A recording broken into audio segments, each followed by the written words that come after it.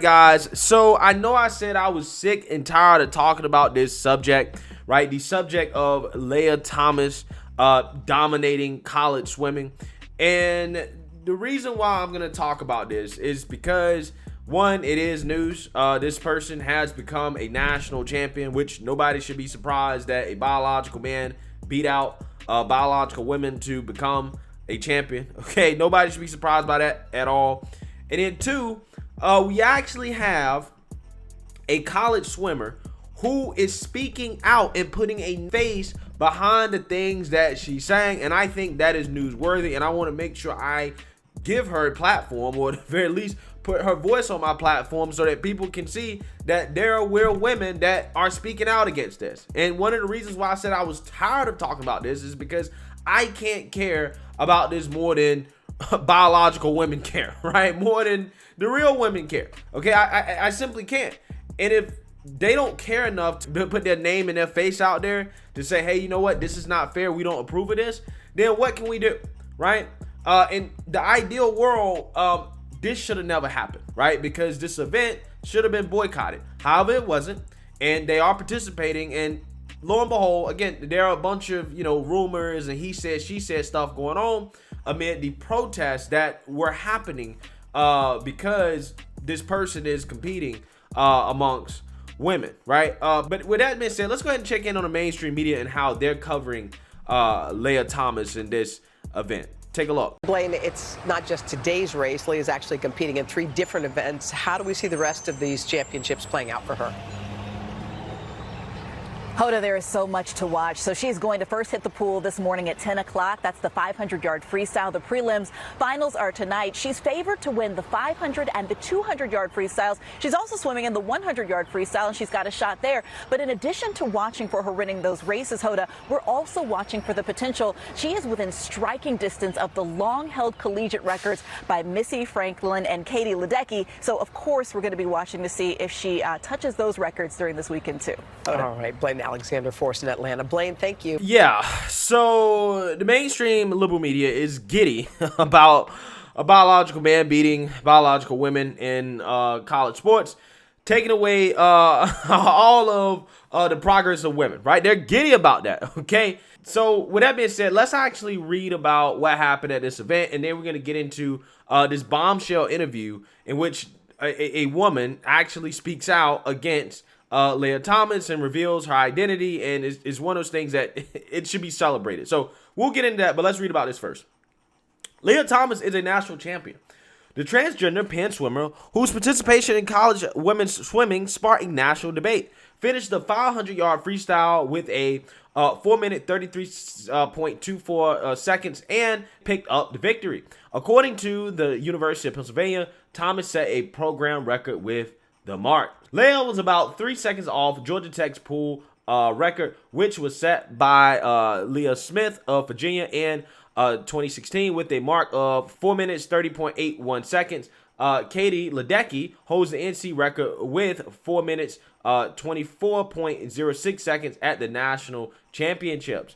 In this race, Thomas beat out Virginia freshman Emma Wyatt by more than 1 second, and Texas freshman Erica Sullivan by at least 2. Brooke Ford, who won a silver medal at the Olympics in Tokyo over the summer in the 4x200 meter freestyle race for Stanford, and finishing 4th with a 4 minute 36.18 second time. Okay, so all that's to say, congratulations to Emma Wyatt, right, who came in second but actually really came in first, and Erica Sullivan, who came in third but actually really came in second, and Brooke Ford, who came in fourth but actually really came in third. Okay, can you believe that this person beat out an Olympic silver medalist?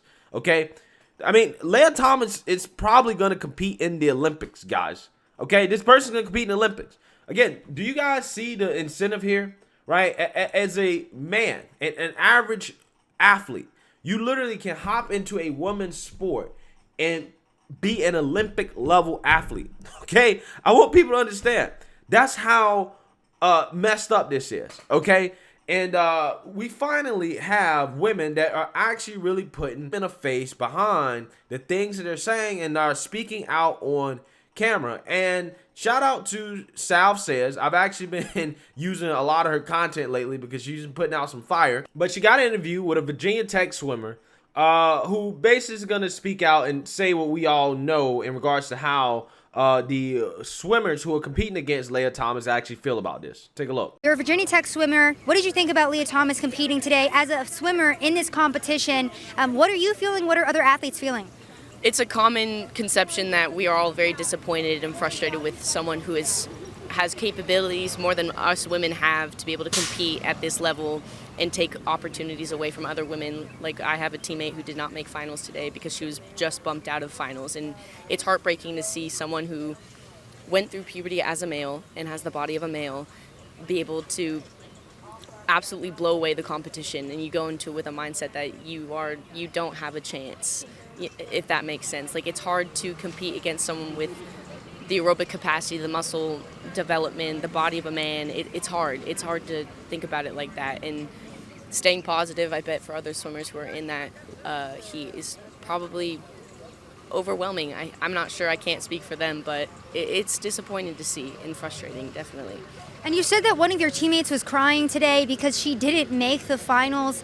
You said that she was 17th, yes, and there were 16 spots. Yes. So Lia Thomas took one of those spots. Talk to us about what your teammate was going through and that experience. She was very emotional, and it's hard to see because it's her last NCAAs, and she really loves that race, and it was just heartbreaking to see that she put all her effort into it today and went the best time that she's went in a morning session before and still not make it back.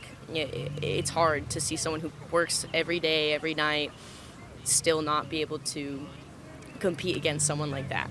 Yeah, so that's heartbreaking, right? That is heartbreaking. That, a biological woman that worked hard, has been training her whole life for this moment, right? To be a part of the competition, lost her spot because Lia Thomas decided that they wanted to compete as a woman, okay?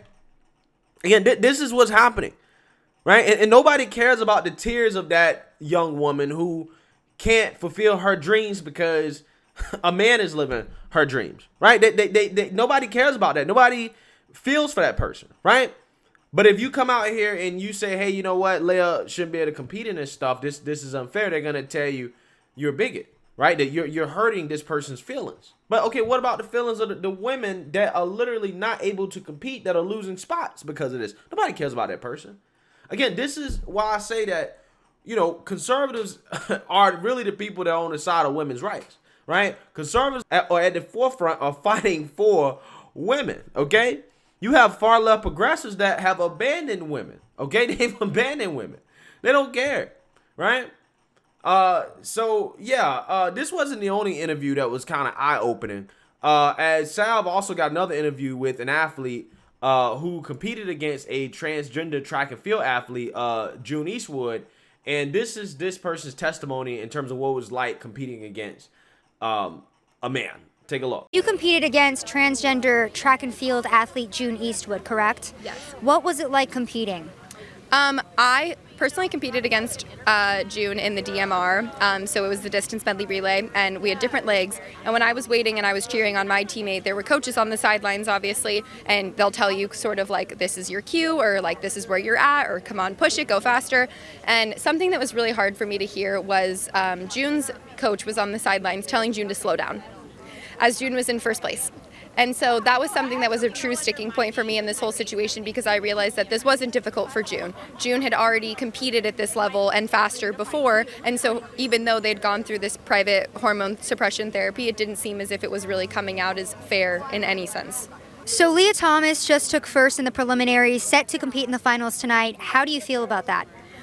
It's really discouraging seeing that Lia was able to beat the next competitor in second place by 5 seconds. I was trying to explain to some other people that are here that preliminaries are not as important as finals. The whole point of preliminaries is to get to the finals, and it's based on rankings and times and how you place in your specific heat.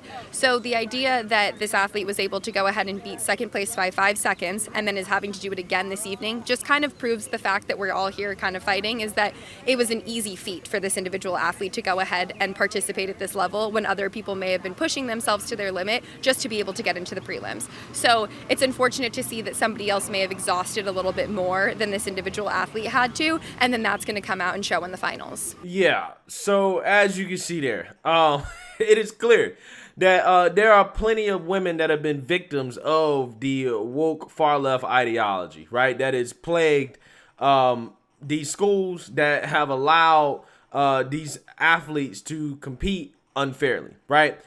So with that being said, this event should have been boycotted, right? And this was the event to boycott. If you boycotted the NCAA championships, this becomes a national news story. Everybody's paying attention to it. All eyes are on this, right? This is the women's rights issue of our time. And they passed up an opportunity, man, by not refusing to compete against this person. Okay? Now, there's still a couple more days of the championships. Who knows? Maybe they could do a boycott. Maybe seeing how this person dominated in, you know, this first event, the 500, maybe they're like, hey, you know what? Let's go ahead and boycott moving forward. I hope that's what they do, right? But I doubt it. I doubt it because, you know, like I said, it's hard to care about this issue more than the people that actually been affected by it care, okay? They don't care enough to boycott and to say, you know what? Enough is enough. We don't care what happens. We simply can't compete under these conditions. And until that happens, then nothing will change. So again, this video is to encourage these women to speak out, say what you got to say, boycott, right? That's what needs to happen. So let me know what you guys think. Make sure you like, comment, and subscribe. Most importantly, share a Black conservative perspective. Peace.